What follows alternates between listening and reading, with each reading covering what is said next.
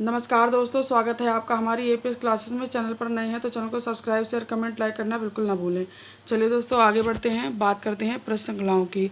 हम जिस भी चैप्टर को समाप्त करेंगे उसकी प्रश्न श्रृंखलाओं को हल। दोस्तों, प्रश्न की ओर चलते हैं। प्रश्न है, उत्तराखंड में स्थित उसीर बीज और कालसैल क्या हैं। ठीक है दोस्तों, जैसा कि मैं ये सारे प्रश्न जो दे रही हूँ वो उत्तराखंड इतिहास से दे रही हूँ, जो कि उत्तराखंड का जो इतिहास है, प्रागैतिहासिक काल, उस पर आधारित खोजें हैं।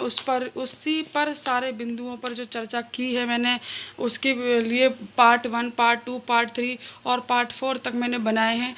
जिन लोगों ने नहीं मेरी वीडियो देखी है वो लोग मेरे डिस्क्रिप्शन बॉक्स में मैंने उन्हें लिंक छोड़ रखा है, वो लोग वहाँ जाके मेरी वीडियो देख सकते हैं। चलिए दोस्तों, बात करते हैं प्रश्न की। तो प्रश्न में हमारे 4 ऑप्शन दिए हुए हैं। पहला है पर्वत, दूसरा है नदियाँ, और तीसरा है चट्टानें, और चौथा है झीलें।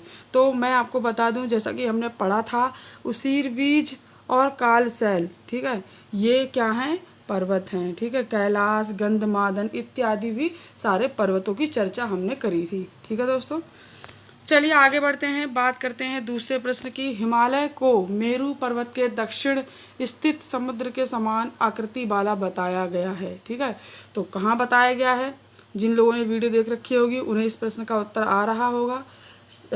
ऑप्शन ए सभा पर्व, बी ऋग्वेद, सी ऐतरेय ब्राह्मण, और डी मार्कंडेय पुराण। ठीक है, तो इसका जो वर्णन किया गया है कि हिमालय को मेरू के पर्वत के दक्षिण स्थित समुद्र के समान आकृति वाला बताया है, ये जो है वर्णन कहाँ किया गया है? ये मार्कंडेय पुराण में किया गया है। ठीक है दोस्तों, तो इसका सही जवाब होगा ऑप्शन डी, मार्कंडेय पुराण। अब प्रश्न नंबर 3 है, 1986 में डॉक्टर यशोधर मठपाल ने पूर्व पाषाण कालीन प्रस्तर उपकरण की खोज की थी, वह स्थान था। ठीक है, अब देखिए इस प्रश्न में ही बहुत सारे प्रश्न बन सकते हैं। जैसे आप पूछ सकता है कि ये खोज किसके द्वारा की गई थी, पूछ सकता है कि ये खोज कितने सन में की गई थी। ठीक है, पूछ सकता है कि इस खोज में क्या खोजा था। तो देखिए 1986, डॉक्टर यशोधर मठपाल और पूर्व पाषाणकालीन प्रस्तर। ठीक है, लेकिन अब बात करते हैं कि प्रश्न कहाँ क्या है कि उसने स्थान पूछा है। तो इसके स्थानों के लिए 4 ऑप्शन दे रखे हैं। ए है खुटानी नाला नैनीताल, दूसरा है काकड़ी घाट, तीसरा है फड़कानौली, चौथा है बनकोट। तो इसका जो सही जवाब होगा वो होगा ऑप्शन ए, खुटानी नाला नैनीताल। ठीक है दोस्तों, अब बात करते हैं प्रश्न नंबर 4 की। मलारी समाधानों की खोज किसके द्वारा की गई? ए एम मरखम के द्वारा, एम पी जोशी के द्वारा, दयाराम साहनी के द्वारा, डॉक्टर शिव प्रसाद डबराल के द्वारा। ठीक है, तो देखिए जैसा कि मलारी गांव का जब हमने चर्चा करी थी तो मलारी गांव के में एक मलारी समाधान हुआ करता था। तो जो मलारी समाधान था उसकी जो खोज की थी वो डॉक्टर शिव प्रसाद डबराल ने की थी, और 1956 में इन्होंने ये खोज की थी। ठीक है दोस्तों, चलिए आगे बढ़ते हैं। अब है प्रश्न नंबर 5। मानव, भेड़, लोमड़ी एवं बारहसिंगा आदि पशुओं की आकृतियां प्राप्त हुई हैं। ठीक है, तो इनकी आकृतियां कहाँ से प्राप्त हुई हैं? इनके 4 ऑप्शन दे रखे हैं। पहला ऑप्शन है लाखुड्यार, दूसरा है ग्वारखाड्यार, तीसरा है लिवेथाप, और चौथा है मलारी गांव। ठीक है, तो देखिए इसका जो सही जवाब है, इसका सही जवाब है ग्वारखा उड्यार। ठीक है, ऐसा माना जाता है कि जो ग्वारखा उड्यार में जो डॉक्टर मठपाल थे, मठपाल के अनुसार 41 टोटल जो थी 41 आकृतियाँ थीं। ठीक है, कितनी आकृतियाँ थीं? 41 आकृतियाँ थीं, और इन 41 में 30 जो थी वो मानवों की थी, 8 थी वो पशुओं की थी, और 3 थी वो पुरुषों की थी। ऐसा भी माना जाता है कि जो चित्रकला की दृष्टि से उत्तराखंड की सबसे सुंदर आकृतियों में इन आकृतियों को रखा जाता है। ठीक है दोस्तों, चलिए आगे बढ़ते हैं। अब है प्रश्न नंबर 6। ठीक है, 5.2 किलो का सोने का मुखावतरण तथा लगभग 1000 से अधिक मृद भांड प्राप्त हुए हैं। ठीक है, तो कहाँ से प्राप्त हुए हैं? ये हुए हैं आपके ऑप्शन 4 हैं मलारी गांव, किमनी शैलाश्रय, उसीनगर, पिंडर। ठीक है, तो इसका सही जवाब होगा मलारी गांव, जो कि तिब्बत से सटा हुआ है और चमोली में स्थित है। ठीक है, कहाँ स्थित है ये? चमोली में स्थित है। चमोली का एक गांव है मलारी, जो कि तिब्बत सीमा से बिल्कुल सटा हुआ है। यहीं आपके इन चीज़ों के आविष्कार हुआ। चलिए दोस्तों, बात करते हैं प्रश्न नंबर 7 की। आर्यों का वंशज किस जाति को माना जाता है? ठीक है, तो कोल जाति को माना जाता है, किरात को माना जाता है, खस को माना जाता है, या ये सभी को माना जाता है? तो जो इसका सही जवाब होगा वो होगा ऑप्शन सी, खस को माना जाता है। ठीक है, जो खस हुआ करते थे, खसों को आर्यों का वंशज कहा जाता था। चलिए दोस्तों, आगे बढ़ते हैं। अब प्रश्न नंबर 8, पुस्तक काव्य मीमांसा में कार्तिकेयपुर के शासक खसपति का उल्लेख है किसके द्वारा रचित है? ठीक है, राजशेखर के द्वारा, जयशंकर प्रसाद के द्वारा, चाणक्य के द्वारा, कौटिल्य के द्वारा। तो ये जो पुस्तक है काव्य मीमांसा, ये राजशेखर के द्वारा रचित है। ठीक है दोस्तों, चलिए आगे बढ़ते हैं।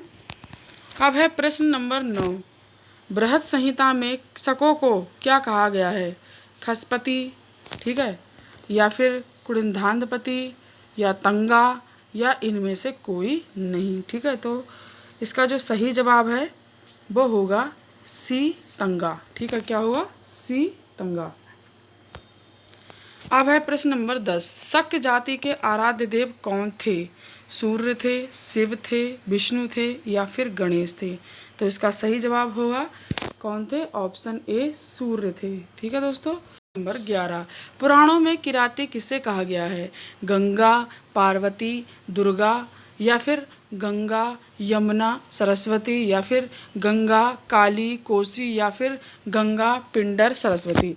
तो इसका सही जवाब है गंगा, पार्वती, दुर्गा। ठीक है, क्योंकि जैसा कि मैंने अपनी पिछली वीडियो में बताया कि पुराणों में जो किराती है, किराती का की जो संख्या है उसमें गंगा, पार्वती और दुर्गा को ही रखा गया है। ठीक है, इन्हीं को गंगा, पार्वती, दुर्गा को ही किराती कहा गया है। ठीक है दोस्तों, चलिए आगे बढ़ते हैं। प्रश्न नंबर 12, वर्तमान में शिल्पकार के नाम से जाने जाते हैं एवं हरिजन के नाम से भी जाने जाते हैं।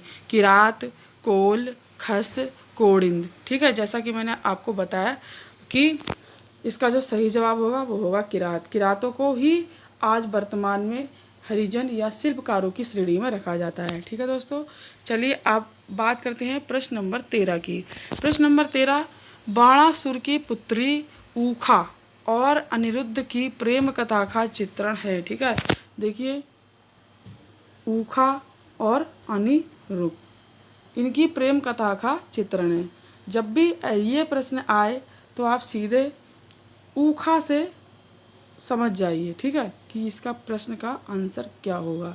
इसके 4 ऑप्शन दिए हैं, पुराण, वीरभद्र, महाभारत, ऊखी मठ। तो इसका मैच ऊखी मठ से हो रहा है, तो इसका सही आंसर ऊखी मठ ही होगा। ठीक है, ऊखा के नाम से ही ऊखी मठ नाम जो है पड़ा। चलिए आगे बढ़ते हैं। अब है प्रश्न नंबर 14, नीले रंग के शैल चित्र प्राप्त हुए हैं। ठीक है, नीले रंग के शैल चित्र कहाँ से प्राप्त हुए हैं? तो नीले रंग के शैल चित्र आपके 4 ऑप्शन दे रखे हैं। पहला ऑप्शन है नैनी पाताल, दूसरा है फल सीमा, तीसरा है द्वारा हाट, चौथा है हुडली। ठीक है, तो इसका सही जवाब होगा, आपका सही जवाब क्या होगा इसका सही जवाब होगा हुडली, ऑप्शन डी। अगला प्रश्न है, शिष्ट प्राप्त हुए हैं काकड़ी घाट से, रामगंगा घाटी से, कथ्यूरी घाटी से, ये सभी से। ठीक है, तो देखिए जो शिष्ट है, शिष्ट होते क्या हैं? शिष्ट एक पत्थरनुमा बॉक्स हुआ करता था, बक्सा हुआ करता था, और जो वो बक्सा हुआ करता था उसका प्रयोग जो था वो मृत शरीरों को रखने के काम में आता था। ठीक है, तो इस तरह के बॉक्स की जो प्राप्ति हुई है वो काकड़ी घाट से भी हुई है, रामगंगा घाटी से भी हुई है, और कथ्यूरी घाटी से भी हुई है। तो इसका जो सही जवाब होगा वो होगा ये सभी। ठीक है दोस्तों, तो दोस्तों आज की प्रश्न श्रृंखला यहीं समाप्त करते हैं। कल मिलेंगे अगले टॉपिक के साथ। अगली वीडियो के साथ। तब तक के लिए नमस्कार दोस्तों। अगर मेरी वीडियो पसंद आई हो तो चैनल को सब्सक्राइब, शेयर, कमेंट, लाइक ज़रूर करें। अगर आप मेरे चैनल को सब्सक्राइब करेंगे तो आपको इस तरह की वीडियो हर डेली आपको मिलती रहेंगी, जिससे कि आपके आने वाली जो परीक्षाएं हैं उनके लिए बहुत ही उपयोगी होंगी। क्योंकि मैं एक बहुत ही मेहनत से पूरा एक एक टॉपिक को बढ़िया से पढ़ के और उनसे एक कोई भी एक आध भी प्रश्न नहीं छोड़ती हूँ। जितना भी मुझसे हो सकता है कि जो महत्वपूर्ण होंगे, सारे महत्वपूर्ण प्रश्नों को मैं यहाँ रखती हूँ। ठीक है दोस्तों, जो कि आपको बहुत ही उपयोगी होने वाले हैं। तो दोस्तों कल मिलेंगे अगली वीडियो के साथ। तब तक के लिए नमस्कार।